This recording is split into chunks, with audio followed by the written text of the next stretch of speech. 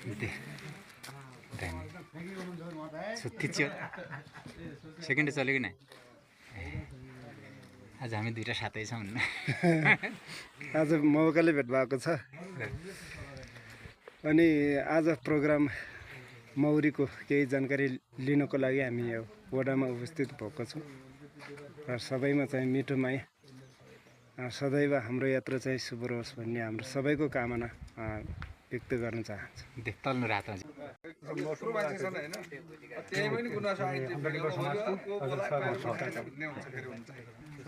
त्यहीमा पनि फेरि अब उनी बिन अर्को मान्छे लिडेको त भन्नुभयो तपाईँ जहाँ बस्नु भएको थियो त्यो त कुरा गर्नुभयो सहकारीको सहकारी कुन सहकारी त्यही मेलामै गएको नि सहकारी त्यो ढामसाङको कुरा अनि त्यो जालीले खरानी आउन नदिने घर मात्रै आउन दिनलाई त्यो जाली यहाँ अट्काउने होला कि सायद मैत्री अट्काउने होला के त अड्किन्छ होला कि त्यो तपाईँले काम अहिले तालिम सञ्चालन गरेर सामग्री वितरण गर्नुभएको छ त्यो ठाउँमा हामीले वितरण गऱ्यौँ भने जस्तै 2टा भयो भने 2टा हामीले थप्यौँ भने 4वटा हुन्छ महासँगले 2टा थप्दा 6वटा हुन्छ 4वटा तपाईँहरूसँग आफैसँग होला त्यसले गर्दा 10वटा हुन्छ 10वटा भयो भने 2 लाख रुपियाँ हुन्छ 2 लाख रुपियाँ भयो भने आफूले मजाले घर पेपर चलाउन सकिन्छ भन्ने प्रावधान छ कि मौरीमा जस्तै 10वटा घर पाल्नेले 2 लाख रुपियाँ कमाउन सक्छौँ त हामीले किन सक्नु भएको छैन किन सक्नु भएको छैन भने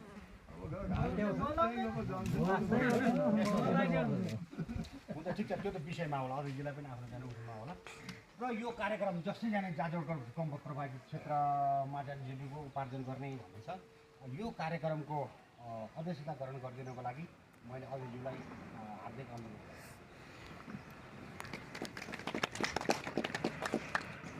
यस्तो अवसर दिँदै हेर्नुहोस् त यति राम्रो अवसर दिँदै त्यो सबै एउटा जनता भेट हुने कहिले पनि हाम्रो कोसँग चिन्हन भएको होला अब यस कार्यक्रमलाई उद्घाटन गरी र यसको जस्तै यो कार्यक्रममा भत्ता सत्ता भन्ने केही पनि छैन फेरि हामीले के गर्छौँ भने बस्दा बित्तिकै भत्ता पाइन्छ भन्ने ठुलो आश गर्छौँ सबैको हो सबैको आश हुन्छ त्यसले गर्दा सबैको आश के हुन्छ बोलायो भने त वडामा बोलायो पक्कै पनि त्यहीँनिर भत्ता त पाइन्छ भन्ने आश गरेर बोकेर हिँड्ने हुन्छ तर यसमा चाहिँ के पनि छैन हाम्रो के छ भने नास्ता मात्रै छ नास्ता छ नास्ता खानदिने भोलि तपाईँहरूको जाने सामग्री आउँदा 16-17 हजार बराबरको एउटा सामग्री पाइन्छ तर हामीले के गर्छौँ त 16-17 हजारको सामग्रीभन्दा 1000 दिए बाद त्यो ठिक छ भन्छ हाम्रो भित्र कल्पना त्यो हुन्छ जहाँ बोलायो बरु 10,000 को सामान छोडेर 1000 पाउनुमा नगद त्यो ठिक हुन्छ भने होइन त्यो 16-17 हजारको सामानले के गर्छ त हामीलाई भोलि 30-50 हजार 1 लाख रुपियाँ जाने आम्दानी सक्छ त्यसले गर्दा ठिक छ त्यो विषयवस्तुमा हामी आउँला त्यसले गर्दाखेरि मैले त्यो स्पष्ट गरेँ र अध्यक्षजीलाई मैले अनुरोध गरेँ कि यो कार्यक्रम उद्घाटन गरी यसपछि त्यसलाई चाहिँ यो के अरे कार्यक्रम सञ्चालन गर्नलाई अनुमति दिनु आग्रह गर्नु धन्यवाद सर जाजरकोट भूकम्पबाट प्रभावित क्षेत्रहरूमा जीविकोपार्जन सुधार र विपद उत्तरनशील सुदृढीकरण परियोजना मौरी पालन समूहका अगुवा कृषक सदस्यहरूलाई मौरी पालन सम्बन्धी 1 दिने तालिम मिति 2082 12 महिना 4 गते हस् धन्यवाद है अब मैले थोरैमा धेरै टाइम लिन्छ अब सरले नै अब बताउनुहुन्छ त्यो कुरा अब यो विषयमा चाहिँ सबै सरले प्रश्न पार्दिनु हुनेछ जुन हाम्रो विगत 2080 कार्तिक 17 गते जो जाजरकोटमा विनाशकारी भूकम्प गएको थियो त्यो भूकम्प पश्चात हामीले थुप्रै सामनाहरू अझै पनि खेपिराखेका छौँ हामी पुनर्निर्माणदेखि अस्थायी आवासमै सीमित छौँ अहिलेसम्म पुनर्निर्माण चाहिँ अब गर्न सकेका छैनौँ यसमा हरेक कुराको चाहिँ हुने अब तपाईँ हामीले फेरि पनि भोट हालेर प्रतिनिधि सभा चयन गरेर पठाइसकेका छौँ त्यस पश्चात जुन भूकम्प पश्चात जुन हाम्रो प्रत्यक्ष चाहिँ हामीसँग पालिकामा वडा स्तरमा जुन आय आर्जनमूलक कार्यक्रममा सोसेक नेपाल होइन सर सोसेक नेपालको आर्थिक सहायतामा जुन भेरी नगरपालिकामा समन्वय भएको थियो यस जुन यो मौरी पकेट क्षेत्रहरू जस्तै भेरीको हाम्रो 2टा वडा मात्रै होइन सर 1 र 2 लाई मात्रै चाहिँ किनकि अलिकति बढी मौरीको पकेट एरिया चाहिँ 1 नम्बर वडा र 2 नम्बर वडा हो भन्ने चाहिँ किनकि व्यवसाय पनि त्यही किसिमको छ हाम्रो यहाँ अनि व्यवसाय पनि गरिराखेको र कति अब घरहरू भत्किसकेपछि मौरीहरू धेरै छेदविच्छेद भएको र मौरी व्यवसाय गरे पनि हामीले चाहिँ कुनै तालिम अब त्यस्तो तालिमहरू त्यस्तो अवसरहरू नपाएको कारणले हामीले चाहिँ सोसेक नेपालले भेरी नगरपालिकासँग समन्वय गरेको थियो र हामीले चाहिँ वडासम्म पनि हामीले सहजीकरण गर्नेमा चाहिँ अब वडाको भूमिका छ यसमा योभन्दा लगभग 1.5-2 महिना अगाडि नै हामीले चाहिँ यो लिस्ट हामीसँग यो जानकारी आएको थियो त्यही अनुसार हामीले अब अब फेरि यो हाम्रो वडा त भेरी नगरपालिकाको सबभन्दा ठुलो वडा पनि हो। जनसङ्ख्यादेखि भौगोलिक हिसाबले पनि धेरै ठुलो छ। हजुरहरूले सबैले चाहिँ यथावतै छ त्यो कुरा। त्यसमा पनि अब जुनसुकै कार्यक्रम पनि सङ्घ संस्था पनि गैर संस्थाको कार्यक्रम पनि निश्चित अब उहाँहरूको पनि अब कोही स्रोतमा आधारित रहने हो। उहाँहरूसँग पनि अब निश्चित मापदण्ड होला। त्यसमा पनि उहाँहरूको स्रोत पनि सीमित होला। त्यस भएका खण्डमा अब वडा धेरै ठुलो छ। त्यसमा पनि हामीले अब थोरै मान्छेलाई चाहिँ दिनुपर्ने छ यसमा।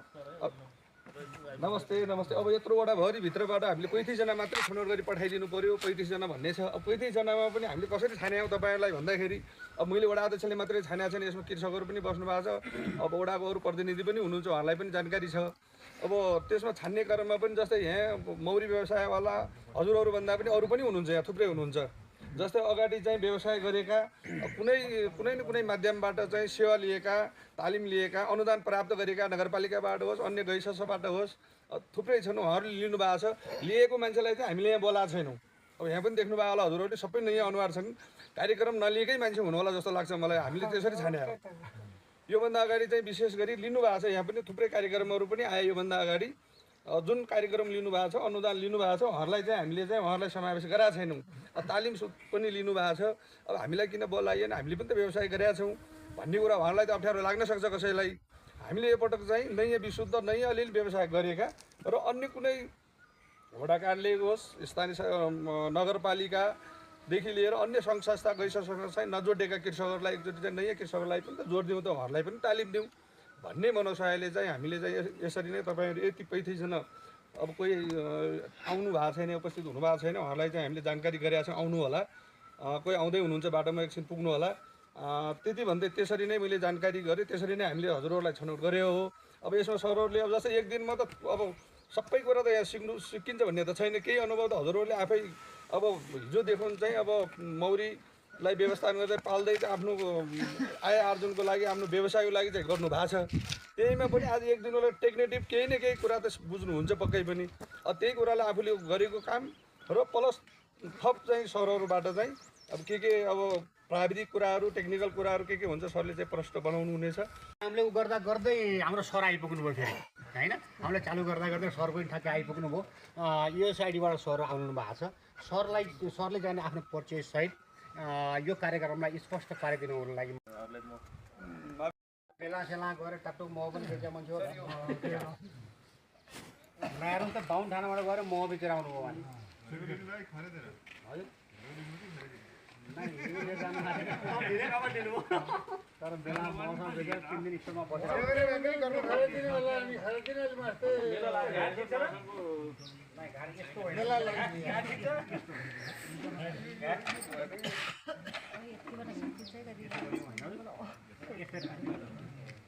मैन पाता लाउने पनि यसरी हुन्छ। यसमा लगाउने यो खाँचा हुन्छ कि खै मैन पाता पनि ल्याउनु पर्छ। खाँचामा यसरी पस्छ हेर्नु सुसट्टमा पस्यो नि यसरी ठ्याक्क मोमबत्तीले नत्र मैले ठ्याक्क पल्ल सुइँ जमाइदिने अनि ठ्याक्क ग्लासमा हाल्यो हो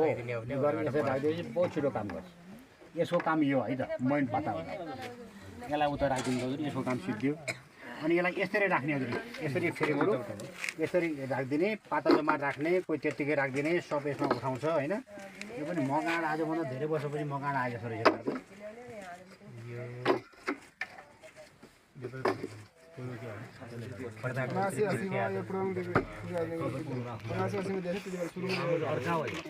अब उता मैला टोलीतिर फर्किनुपर्छ।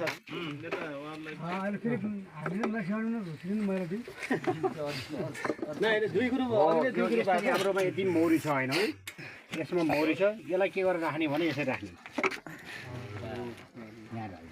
यतापट्टि मौरी छँदैछ। यहाँ अहिले खाना खान फिडर राख्यौँ हामीले।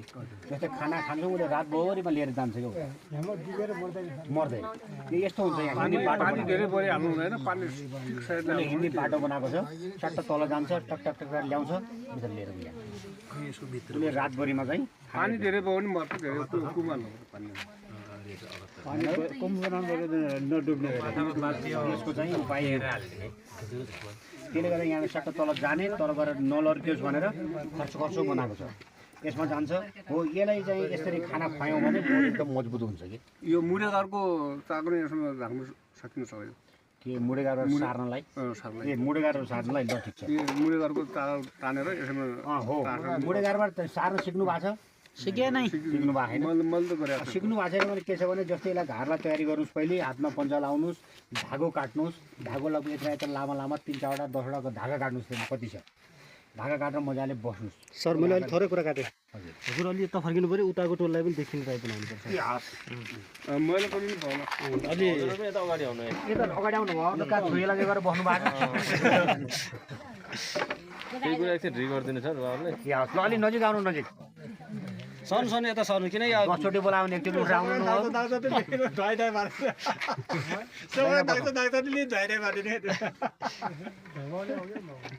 बस्नु बस्नु बस्नु बस्न पनि भन्नु पनि उठ्नु पनि गाह्रो हो जस्तै तपाईँको चाहिँ उसमा उ गर्ने के अरे यो आधुनिक घार भयो यो होइन आधुनिक घार भयो यो आधुनिक घार चाहिँ हामीले मुडे घारबाट यहाँ सार्न छ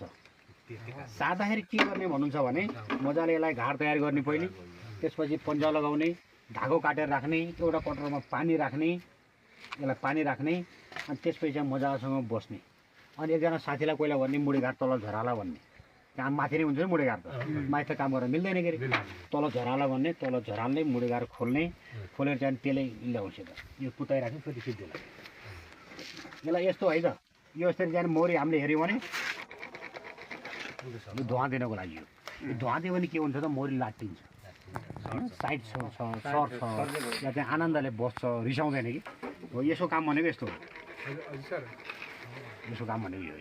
धुवा दिने है त जस्तै मुडे गाएर हामीले खोल्यौँ खोलिसकेपछि हामीले के गर्छौँ त यसरी दिन्छौँ त्यसलाई धुवा होइन धुवा दिन्छौँ यसरी धुवा दिइसकेपछि के गर्छ त मौरी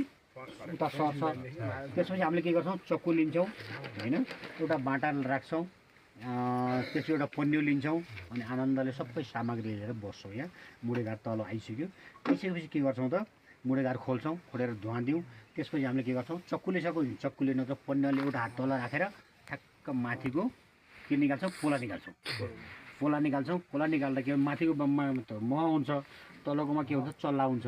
महको भाग ठ्याक्क काटेर हामी के गर्छौँ थालमा राखिदिन्छौँ किन मह धेरै गरुगाउँछौँले धान्न सक्दैन ठ्याक्क काट्छौँ काटेर महको भाग छुट्याइदिन्छौँ अनि